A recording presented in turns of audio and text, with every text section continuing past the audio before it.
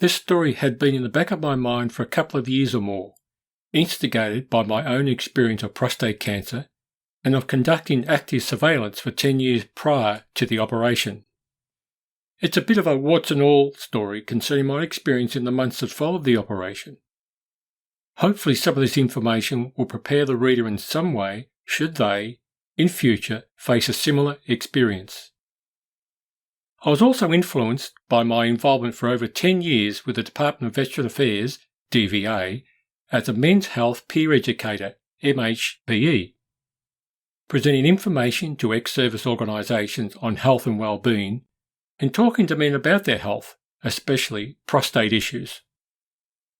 I have also been involved for over 4 years with the Prostate Cancer Foundation Australia, PCFA, as a men's health ambassador speaker, delivering presentations on prostate health and well-being to a wide variety of public and private organisations.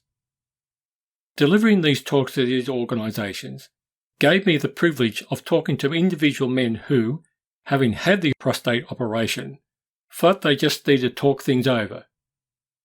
And maybe these talks provided them with their first opportunity to do so. And, of course, there was Movember. For the previous 3 years, with a team of fellow bros, growing the Mo to raise funds, increase public awareness around prostate cancer, and to encourage men to take care of their health and well-being. Then there is the local Bayside Kingston Prostate Cancer Support Group, where I was further privileged to meet men who had their own experiences and treatments, the good, the bad, and the ugly. All these connections and experiences were bubbling away in my mind, but I was not really sure what exactly I would have to say or contribute to men's understanding about prostate cancer. For every man who's diagnosed with prostate cancer, each will have a different prognosis. A man's treatment will be influenced accordingly by his age, genetic background, general health, and whatever stage the cancer has reached.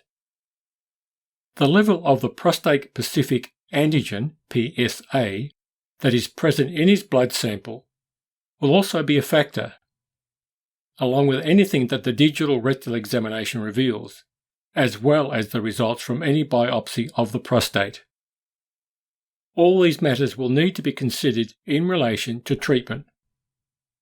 So, it is a matter of having the right attitude and mindset towards your own health and well-being, not just for your own sake, but for your family too. There is also the ripple effect that comes from having been diagnosed with prostate cancer that affects your partner and family. As I've always stated at the many talks I have given over the years, make visiting your doctor a normal part of your life. Develop a relationship with him or her. Get your figures done regularly. This means your blood pressure, cholesterol levels, glucose levels, diabetes, plus your weight, waist measurement. If you have a family history of prostate disease, it is my opinion that you should have your PSA levels and free to total PSA checked once you reach the age of 40. This will give you a baseline from which you can monitor your PSA levels. If you have no family history of prostate disease, it is generally considered that 50 years of age is the appropriate starting point for annual PSA checks, along with a digital rectal examination to check the condition of the prostate and rectal area. Taking care of your health and well-being includes exercising regularly and observing your food intake, energy in, energy out, as this affects your weight. You also need to watch your alcohol intake and stop smoking.